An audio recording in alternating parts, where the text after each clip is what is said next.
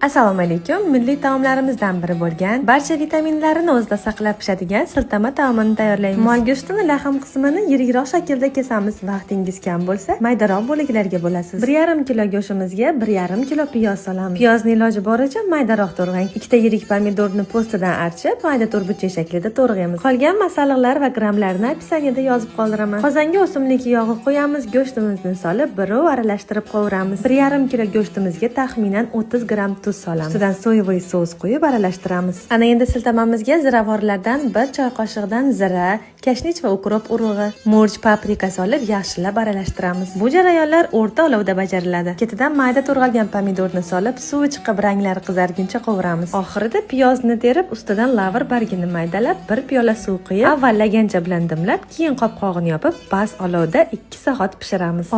Bu siltamani suvini ko'ryapsizmi? 2 soat davomida piyozni suvi chiqib, yog'ib ketibdi. Go'sht esa og'zingizda eriydigan darajada pishgan. Koni foyda bo'lgan, oqsilga boy bu siltamadan siz ham hojangizga albatta tayyorlattirib ko'ring azizlarim.